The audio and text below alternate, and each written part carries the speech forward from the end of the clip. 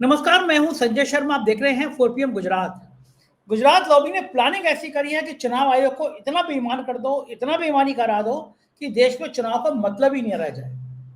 केवल भारतीय जनता पार्टी की voter list रह जाए कि बीजेपी के कार्यकर्ता होंगे, वही देश में वोट डाल पाएंगे, बाकी कोई डाल ही नहीं पाएगा। असल में हिंदू राष्ट्र बना नहीं पाए, हिंदू राष्ट्र की अवधारणा पे ये पूरे नहीं हो पाए कि हिंदू हिंदू एक हो जाओ। लेकिन पिछड़े और दलितों के संग इतना अत्याचार किया गया कि वो इस छाते के नीचे आ नहीं रहे। तो ये सोचा कि बेईमानी कर डालो, जो इस तरह के विचारधारा के लोग हैं उनको ही बाहर कर दो। लेकिन योगी आदित्यनाथ ने दांव चल दिया और उसके बाद पसीने आ गए। अभय दुबे जी से मैंने पूरी बातचीत की है, बहुत अच्छी बातचीत है। 4 PM गुजरात को सब्सक्राइब करिए, ज्वाइन करिए। चलते हैं अभय दुबे के पास। 4 PM न्यूज नेटवर्क पे बहुत बहुत स्वागत है अभय दुबे जी आपका। मैं आज की बातचीत की शुरुआत बड़े खराब शब्दों में कर रहा हूं, जो किसी संवैधानिक संस्था के लिए नहीं करना चाहिए। लेकिन जब संवैधानिक संस्था ऐसी हो जाए कि वो भारत के लोकतंत्र की हत्या करने लगे, तो मजबूरन मुझे ऐसे शब्दों का प्रयोग करना पड़ रहा है कि देश में इतना नाकारा और इतना नपुंसक चुनाव आयोग मैंने कहीं देखा नहीं। करोड़ों करोड़ों करोड़ों वोट कट गए हैं, लोग परेशान हैं, पूरे देश में हाहाकार मचा हुआ है, लेकिन चुनाव आयोग को कुछ सुनाई नहीं पड़ रहा। कांग्रेस के फायर ब्रांड प्रवक्ता हैं सुप्रिया शीने, तो उन्होंने एक ट्वीट किया, मैं पढ़कर सुना देता हूँ। फोटो लगाई उन्होंने, फोटो लगा कहा है कि भारतीय नौसेना के पूर्व प्रमुख वीर योद्धा परम चक्र विजेता एडमिरल अरुण प्रकाश है। उनकी उनकी पत्नी को पहचान साबित करने के लिए चुनाव आयोग जाना होगा। 82 साल के हैं, पत्नी 78 साल की। दोनों के लिए बुलावा दो अलग अलग तारीखों पर उनके घर से 18 किलोमीटर दूर आया है। 1971 में भारत पाकिस्तान युद्ध में एडमिरल प्रकाश ने आईएएफ के साथ डेपुटेशन पर हंटर विमान उड़ाते हुए चाकलाला एयरबेस पर हमला किया था, जहां प्रसिद्ध जनरल चक ईगर का बी क्राफ्ट विमान ध्वस्त हो गया था। जनरल चक ईगर अमेरिकन एयरफोर्स के अफसर थे और दौरान पाकिस्तान के एडवाइजर थे। ये कैसी सनक और पागलपन है कि आज वोट डालने के लिए ऐसे जावाज को अपनी पहचान साबित करने के लिए नोटिस देने पड़ रहे हैं। आप देख रहे हैं, अमर सेन नोबेल पुरस्कार विजेता, उसको नोटिस। एडमिरल, आप सोचिए गांव देहात के बेचारे ननकू की क्या हालत होगी। कौन गांव में पूछ रहा है किसके वोट बने किसके नहीं बने। कई गांवों से खबर आ रही है प्रधान जी 200 रुपए इकट्ठे कर लिए हैं वोट के नाम पर। पूरे पूरे देश में ऐसी अराजकता का नाच हो रहा है क्या सीन, क्या खेल है ये, किसी को समझ में नहीं आ रहा। क्या हो गया है चुनाव आयोग को, ये कैसे सुधरेंगे? क्या देश की जनता गांधीवादी तरीके सड़क पे आके मौन धरने पे बैठ जाए तब मानेंगे ये लोग? क्या हो रहा है, आपको समझ में आ रहा है कुछ? देखिए, देश की जनता को तो अभी बहुत काम करना है। अगर देश की जनता को लोकतंत्र बचाना है, इस जनता के नेताओं को लोकतंत्र बचाना है, जनता का समर्थन करने वाले कार्यकर्ताओं को लोकतंत्र बचाना है, हमें और आपको लोकतंत्र बचाना है, हमारे आपके जैसे अन्य पत्रकारों और बुद्धिजीवियों को लोकतंत्र बचाना है, तो उनको काफी काम करना बाकी है। उन्हें धरना भी देना पड़ेगा, उन्हें सड़क पर मार्च भी निकालना पड़ेगा, हो सकता है उन्हें नारे भी लगाने पड़े, उन्हें हड़ताल भी करनी पड़ेगी, उन्हें संघर्ष करना पड़ेगा और उस संघर्ष की कोई सीमा नहीं है, इतना संघर्ष करना पड़ेगा। उन्हें कोशिश करके अपने संघर्ष को शांतिपूर्ण भी रखना होगा, ये भी एक शर्त है इसके अंदर। ये सब बातें मैं इसलिए कह रहा हूं कि मेरे अपने जीवन में, जो बहुत छोटा सा जीवन है, मैं एक मामूली आदमी हूं, लेकिन पिछले 30-35 साल मैंने देश के लोकतंत्र राजनीति को देखते हुए, परखते हुए, समझते हुए गुजारे हैं। और मेरा मानना है कि इससे पहले लोकतंत्र के ऊपर कभी भी इतना संगीन हमला नहीं हुआ जितना आजकल चल रहा है। इस हमले के दो आधार हैं, दो बुनियादी आधार हैं इस हमले के। पहला आधार इस हमले का यह है कि इसमें मतदाता, राज्य यानी भारत की सरकार और चुनाव आयोग, इन तीनों के संबंध को बदल दिया गया है और बदल के वो कर दिया गया है जो कि संविधान में नहीं है। जो संविधान में है उसको बदल दिया गया है। संविधान की भावना ये कहती है कि मतदाता को वोट डालने का अधिकार है और उस वोट डालने के अधिकार, वो वोट डालने के अधिकार का उपभोग कर पाए, ये सुनिश्चित करने का कर्तव्य चुनाव आयोग और भारतीय राज्य को है। इसको पलट दिया गया है और कर ये दिया गया है कि मतदाता की जिम्मेदारी है कि वो बताए कि वो देश का नागरिक है, उसकी पहचान क्या है, उसका एड्रेस क्या है, उसके पिताजी का नाम क्या है, उसके पिताजी की उम्र क्या है, और 2003 की मतदाता सूची में उसका नाम किस तरीके से दर्ज था, उसके नाम की स्पेलिंग क्या थी, और उसके पिताजी की उम्र क्या है और उसके पिताजी की उम्र के बीच का फर्क क्या है। ऐसी बहुत सी बातें, बहुत सी बारीक और ढेर सारी बातें, ये साबित करने का अधिकार मतदाता के ऊपर डाल दिया गया है, जो देश के जब संविधान बना था तब वो जिम्मेदारी, इन सब चीजों को देखने, समझने और रिकॉर्ड में दर्ज करने की जिम्मेदारी चुनाव आयोग की थी और भारतीय राज्य की थी कि वो चुनाव आयोग को इतनी सुविधाएं दिलाए और इतनी जिम्मेदारी दे कि ताकि इन बातों को दर्ज कर सके। मतदाता का काम केवल इतना था कि वो अपने मन में सोच के तय करे कि उसको किसको वोट देना है, अपने घर से निकले, 1.5 किलोमीटर के अंदर अंदर जो मतदान केंद्र बना हुआ है वहां जाए, बाहर जो पीठासीन, बाहर जो मतदान अधिकारी बैठा हुआ है वो लिस्ट में उसका नाम है ये सुनिश्चित करे, और नाम ज्यादातर प्रतिशत में नाम वो होना चाहिए, मतलब उसके अंदर है वो नाम मिले, उसको अंदर जाके वोट डाल के आए, अपनी उंगली पे उसके निशान बने और घर बैठे वो, उसके बाद चुनाव नतीजे का इंतजार करे और जो चुनाव जीत के आए उसको अपना प्रतिनिधि माने। ये मतदाता की जिम्मेदारी थी। इस पूरी मतदाता की जिम्मेदारी को चुनाव आयोग और नरेंद्र मोदी जी की साठगांठ ने बदल दिया है। यही कारण है कि अमर्त्य सेन को नोटिस मिल रहा है कि वो बताएं कि भाई वहां पर आपकी पहचान क्या है, आपकी नाम की स्पेलिंग ऐसी क्यों है। यही कारण है कि एडमिरल अरुण प्रकाश को और उनकी बुजुर्ग पत्नी को नोटिस मिल रहा है कि आप जाइए ये कीजिए, क्योंकि एडमिरल अरुण प्रकाश इस देश की रणबांकुरे हैं, पूर्व जल सेना अध्यक्ष रह चुके हैं और उनके आपने अभी वीरतापूर्ण कारनामों के बारे में यहां बताया है। अमर्त्य सेन दुनिया की सबसे मशहूर अर्थशास्त्रियों में से एक है, उन्हें नोबेल पुरस्कार प्राप्त हो चुका है और तमाम भारतीय पद्मश्री, मेरे ख्याल से, मुझे पता नहीं है लेकिन मेरा मानना है कि बहुत सारे इस तरह के तमाम सम्मान भी उनको प्राप्त हो चुके हैं अमर्त्य सेन को। हम सब लोग उनकी किताबें पढ़ के बड़े हुए हैं, इसलिए न्यूज में केवल इन दोनों के नाम है, अमर्त्य सेन के और एडमिरल प्रोफेसर अमर्त्य सेन की और एडमिरल अरुण प्रकाश के। लेकिन इस तरह के नोटिस बहुत बड़े पैमाने पर लोगों को जा रहे हैं, आम लोगों को भी नोटिस जा रहे हैं, ऐसे लोगों को भी नोटिस जा रहे हैं नोटिस पढ़ना भी नहीं जानते, ऐसे लोगों को भी नोटिस जा रही है। ननकू का आपने जिक्र किया, ननकू तो नोटिस पढ़ ही नहीं पाएगा, वो चुनाव आयोग में जाने की बात तो दूर रही, उसको खुलाई करनी है ननकू को खेत में काम करना है, ननकू को दिहाड़ी की चिंता है अपनी। वो अगर शाम तक पैसे नहीं कमाएगा तो उसके घर पे खाना कैसे बनेगा। तो समस्या बहुत विकट है, इसीलिए मैं कह रहा हूं देश की जनता को और उसके पैरोकारों को बहुत काम करना अभी बाकी है और उस काम में ज्यादातर संघर्ष है। ये है असली समस्या जिसकी वजह से ये सब हो रहा है और हमें इस बात की गंभीरता को समझना चाहिए। ये मैंने कुछ भाषण देने के स्टाइल में अपनी बात कह दी है, लेकिन मेरे ख्याल से मैंने साफ तौर पे अपनी बात कही है, छोटी बात है, यही है। और उसको और दूसरी बात ये है, एक बात तो ये है कि मतदाता की परिभाषा बदल दी गई है, दूसरी बात यह है कि जो सत्ताधारी दल है और चुनाव आयोग, उन दोनों के बीच में साठगांठ हो गई है। सत्ताधारी दल की जरूरतों के मुताबिक चुनाव आयोग काम करता है, चुनाव आयोग सत्ताधारी दल की राजनीतिक गोटी लाल हो जाए इसलिए काम कर रहा है। वो इस तरह की एक मतदाता सूची बनाना चाहता है जिससे सत्ताधारी दल अपने आप को बड़ा सहज महसूस करेगा। अगर इस मतदाता सूची के आधार पर चुनाव होगा तो हम अपेक्षाकृत ज्यादा आसानी से जीत जाएंगे, हमारे जीतने की संभावनाएं बढ़ जाएंगी, विपक्ष के जीतने की संभावनाएं घट जाएंगी। तो इस तरीके से पूरा प्रपंच चल रहा है ये। अच्छा, और इसको बड़ी योजना पूर्वक कई साल से धीरे धीरे बदला जा रहा है। जैसे कि 3-4 साल पहले एक नई कैटेगरी आई, BLA, हम लोग कई बार इस पर चर्चा भी कर चुके हैं, लेकिन बार बार इस बात को कहने की इसलिए जरूरत है क्योंकि लोगों की बात समझ में देर में आती है। भाई आजकल सब लोग BLA की चर्चा कर रहे हो, BLA आया कहां से? हम 10 साल पहले तो BLA नहीं होता था, कैसे प्रकट हो गया BLA? किस कानून के तहत BLA बनाया गया है? ये भारत के राजनीतिक दलों की जिम्मेदारी नहीं है कि वो बूथ लेवल एजेंट नाम की एक कॉन्स्टिट्यूशनल कैटेगरी को बनाए। कौन देता है तनख्वाह इन बूथ लेवल एजेंटों को? जो BLO होता है उसको तो राज्य सरकार तनख्वाह देती है। जो ERO होता है, इलेक्टोरल रजिस्ट्रेशन एजेंट होता है जो है, उसको चुनाव आयोग के जरिए तनख्वाह मिलती है। जैसे बिहार में मान लीजिए 90,000 BLO थे, एक बूथ पे एक BLO होता है, उसके ऊपर 250 ERO थे। लेकिन जो BLA थे वो तो लाखों थे, वो राजनीतिक पार्टियों के कार्यकर्ता थे, उनको कौन तनख्वाह देता है? उनसे बेकार ली जा रही है क्या? और राजनीतिक दल अगर तनख्वाह देते हैं तो क्यों देते हैं तनख्वाह?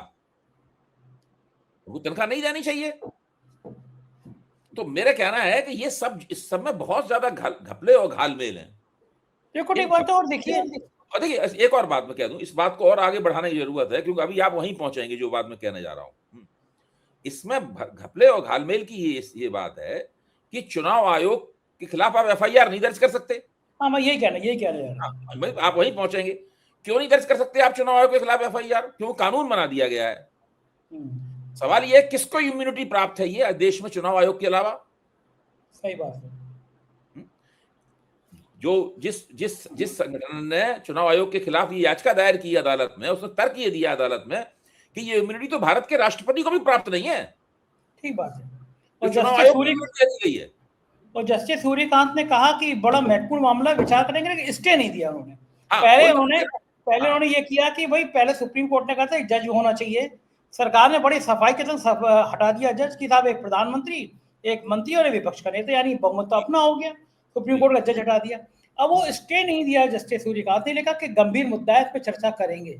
सवाल यह कि चर्चा के लेट क्यों होना? चर्चा तो तत्काल रोज सुनवाई होनी चाहिए, क्योंकि पूरे देश में हाहाकार मचा हुआ है। तो मैं ये कह रहा हूं कि ये एक ऐसी स्थिति है जिसमें आपके पास शिकायत करने के जितने मंच थे, वो मंच तकरीबन समाप्त प्राय हैं। वो हमारा लोकतंत्र कगार पे पहुंच गया है कि अगर आप सरकारी अमले के खिलाफ शिकायत करेंगे, अगर आप चुनाव आयोग के खिलाफ शिकायत करेंगे, अगर आप केंद्र सरकार के खिलाफ चुनाव शिकायत करेंगे, तो आप शिकायत कहां करेंगे भाई? अगर आप पहले चुनाव आयोग एक मंच था, वहां हम शिकायत करते थे कि चुनाव में गड़बड़ी हुई है। अब चुनाव आयोग आपकी शिकायत का जवाब नहीं देता, आपके लिखे हुए खत का उसकी तरफ से कोई उत्तर नहीं आता। आपको चुनाव आयोग को जो प्रतिवेदन दिए जाते हैं, दूसरी तरफ ऐसा लगता है आपने कुएं में फेंक दिया है, कोई खामोश, पूरी तरह खामोशी होती, कोई वहां से जवाब नहीं आता उसका। अगर आप सुप्रीम कोर्ट में जाएंगे, सुप्रीम कोर्ट कहेगा आपका मसला बहुत महत्वपूर्ण है, हम इसके ऊपर जरूर गौर करेंगे, स्टे नहीं देंगे। लेकिन हम स्टे भी नहीं देंगे। हम जो कार्रवाई हो रही है, जो विवादास्पद कार्रवाई है, जिस पे विचार करना हम बहुत महत्वपूर्ण समझते हैं, एक और खास बात है, जिस पे विचार करना बहुत महत्वपूर्ण समझते हैं, लेकिन हम उस कार्रवाई को होने देंगे? लगातार कार्रवाई होती रहेगी, सुप्रीम कोर्ट विचार करता रहेगा उसके ऊपर। बिहार की एसआईआर पे आज तक विचार हो रहा है। जो एसआईआर चुनाव से बंधी हुई थी, जिस एसआईआर के अंदर तैयार होने वाली मतदाता सूची थी, उस मतदाता सूची में चुनाव होना था, बिहार की सरकार बननी थी, जीत हार का फैसला होना था, अगले 5 साल बिहार पे कौन हुकूमत करेगा ये तय होना था। वो सब हो चुका है, लेकिन उस पर लगातार विचार चल रहा है, क्योंकि सुप्रीम कोर्ट उसको बड़ा महत्वपूर्ण समझता है। और सुप्रीम कोर्ट ने अपने करने में कई बार ये भी बात कही कि अगर हमने कुछ गलत पाया तो हम एसआईआर खारिज कर देंगे। अच्छा, मान लीजिए ऐसा होगा नहीं, लेकिन अगर मान लीजिए आप अचानक सुप्रीम कोर्ट को महसूस हुआ कि भाई इसमें कुछ गलत था, वो एसआईआर को खारिज कर देगा, तो साथ में क्या उसके आधार पर चुनी गई सरकार भी खारिज हो जाएगी? सही बात है, सही बात है। क्या हो रहा है आप सोचिए ना, क्या हो रहा है? सनी देओल की पिक्चर थी तारीख पर तारीख, तारीख पर तारीख। ये तो उससे भी ज्यादा संगीन मसला है संजय जी। ये तारीख पे तारीख वाला मामला ठीक है आपकी बात, लेकिन ये उससे भी ज्यादा संगीन मसला है। इसमें तो ये है कि गौर पे गौर किया जाएगा, लेकिन फैसला ही नहीं आएगा। फैसला नहीं आएगा, सरकारें अगली आती रहेंगी, जाती रहेंगी, फैसला निकल जाएगा, वक्त निकल जाएगा। और सरकार भी पूरा मजे कर रही है। 15 तारीख को महाराष्ट्र की बीएमसी का चुनाव है। पूरे देश भर के बीजेपी के लोगों ने यहाँ इकट्ठा जमा बाड़ा है। उत्तर प्रदेश से भी बड़ी संख्या में विधायक, पूर्व मंत्री सब यहाँ पे डेरा डाले हुए हैं मुंबई में। और मजे की बात यह है कि 15 तारीख को चुनाव है। मैं भी मुंबई में हूँ, मैंने मुंबई के अलग अलग हिस्सों में दौरा किया। बीजेपी पूरी जान से लगी हुई है। और मजे की बात यह है कि पता चला कि 15 तारीख को वोटिंग है और 14 तारीख को महिलाओं के खाते में पैसे डालेंगे फडणवीस साहब, मुख्यमंत्री जी। कहीं कोई देखने वाला नहीं है। चुनाव से 24 घंटे पहले सीधा कैश लीजिए, वोट दीजिए, कैश लीजिए। आम आदमी क्या टैक्स का पैसा इस तरह लुटाया जा रहा है पूरे देश में। ये हमारे आपके मित्र हैं सतीश कुमार सिंह, जब बिहार का चुनाव चल रहा था तो मैं उनका एक इंटरव्यू ले रहा था उनका, तो उन्होंने कहा था कि अब एक वो समय आने वाला है कि जब मतदाता मतदान की सूची में लगा, मतदान की लाइन में लगा होगा, तभी अचानक उसके फोन पे आएगा कि बस उसके अकाउंट में पैसा आ गया। बिल्कुल वही स्थिति हो रही है। अभी उन्होंने कहा था बिहार के चुनाव के वक्त कि अब ये स्थिति आने वाली है। सतीश जी ने ये बात कही थी। अब आप इससे अंदाजा लगा सकते हैं कि ये हो क्या रहा है हमारे यहाँ। ये इसको फौरन ये चुनाव आयोग का काम है इसके ऊपर रोक लगाना। ठीक बात है। तो चुनाव आयोग ने बिहार में जब वो मॉडल कोड ऑफ कंडक्ट लागू था, उस वक्त चुनाव आयोग ने इजाजत दी बिहार सरकार को महिलाओं में 10-10 हजार रुपए की किस्त बांटने की, जबकि इससे पहले किसी भी चुनाव आयोग ने इस तरह की इजाजत नहीं दी थी। तमिलनाडु में इस तरह की रोकें लगाई गई थी और दूसरी कई जगहों पर इस तरह की रोकें लगाई गई थी कि ये हम नहीं होने देंगे, चुनाव आयोग का कहना यह था। लेकिन अभी वहां बिहार में करने दिया गया, महाराष्ट्र में करने दिया जाएगा। हर कीमत पर सत्ताधारी पार्टी की गोटी लाल होनी चाहिए, ये चुनाव आयोग का अब एक तरह से संवैधानिक कर्तव्य बन गया है। बिल्कुल सही बात। अच्छा, उत्तर प्रदेश में तो बड़ा मजा आ रहा है। योगी आदित्यनाथ के विधानसभा के बहुत बड़ी वोट कट गए, वो अधिकांश बीजेपी के थे। योगी जी ने तो कहा भी 4 करोड़ वोट कट गए। अब पूरे उत्तर प्रदेश में घमासान हो रहा है कि योगी को 2027 में हराने के लिए बीजेपी के वोट काटे गए हैं बहुत बड़ी संख्या से। योगी कैंप में बड़ा गुस्सा है। ये मतलब मैं पहले भी कहता था भारतीय जनता पार्टी को भारतीय जनता पार्टी ही हराएगी। तो ये मान लिया जाना चाहिए कि यूपी एक ऐसा रणक्षेत्र बन रहा है जहां घमासान आने वाले समय में बहुत जल्दी दिखाई देगा। होगा ऐसा? तो शुरू में ऐसा लग रहा था कि ये घमासान हो रहा है जो आप बता रहे हैं, मुझे भी लग रहा था ऐसा, आपकी बात सही है इस बात में। लेकिन अब मुझे ये लग रहा है कि योगी जी ने जब से वो 4 करोड़ वोटों का सवाल उठाया है, तब से भाजपा आला कमान की समझ में आ गया है कि योगी जी ने एक बहुत तगड़ा दांव मार दिया। वो दांव क्या है? जब योगी जी को पता चला कि एसआईआर होने वाली है, सबको पता था भाई उत्तर प्रदेश में भी एसआईआर होगी, तो योगी जी ने बहुत ध्यान दिया उसके ऊपर और उसकी गहराई में उसको समझा। वो समझ गए कि एसआईआर के औजार से उनके पर कतरे जा सकते हैं। इसलिए जैसे ही एसआईआर की बात आई, उन्होंने अपने द्वारा नियुक्त जो राज्य चुनाव आयोग है, उस चुनाव आयोग को एक्टिवेट कर दिया उन्होंने, और उसने इस एसआईआर वाले केंद्रीय चुनाव आयोग से ज्यादा तेजी के साथ में ग्रामीण उत्तर प्रदेश की एक मतदाता सूची बना दी। इन्होंने क्या किया कि इन्होंने वोट काट दिए। वोट काट के उन्होंने जो मतदाता सूची पूरी उत्तर प्रदेश की पेश की, वो उत्तर प्रदेश की ग्रामीण मतदाता सूची जो राज्य चुनाव आयोग ने बनाई थी, उसके बराबर ही वोट उसमें निकले, 12.5 करोड़ के आसपास। वैसे ही हंगामा हो गया। योगी जी की मतदाता सूची ने एसआईआर के जरिए जो पूरे उत्तर प्रदेश की मतदाता सूची बनी थी, उसके ऊपर एक बहुत भारी भरकम सवालिया निशान लटका दिया। उस सवालिया निशान के लटकने से क्या हुआ कि भाजपा की समझ में आ गया कि इस बंदे को अब हम नहीं काट सकते। तो उसके बाद में योगी जी दिल्ली के निमंत्रण पे या आमंत्रण पर या स्नेह निमंत्रण के ऊपर या खुद गए वहां पर। प्रधानमंत्री ने धूप में बैठ के सिकाई करते हुए, जाड़े की गुनगुनी धूप में बैठते हुए उनसे बातचीत की। अमित शाह ने भी उनसे बातचीत की। पार्टी के पूर्व अध्यक्ष जगत प्रकाश नड्डा ने भी बातचीत की। पार्टी के वर्तमान कार्यकारी अध्यक्ष नितिन नवीन ने भी उनके साथ बातचीत की। और जब से योगी जी वहां से आए हैं, तब से उत्तर प्रदेश भाजपा के नवनिर्वाचित अमित शाह के गुट के सदस्य श्री पंकज चौधरी उनके साथ चूल में चूल बढ़ाकर काम कर रहे हैं। और अब भाजपा के तमाम कार्यकर्ता पूरे उत्तर प्रदेश में कोशिश कर रहे हैं। उनको ये आदेश दिया गया है कि वे जाएं और ये हमारे जो वोट कटे हैं, इन वोटों को दोबारा जुड़वाएं, क्योंकि इसमें 5 बड़े राज्यों के बड़े शहरों के वोट सबसे ज्यादा कटे हैं, जो भाजपा के प्रभाव वाले शहर माने जाते हैं। शहरी इलाकों में भाजपा का ज्यादा प्रभाव है। जुड़वाएं मतलब जो है।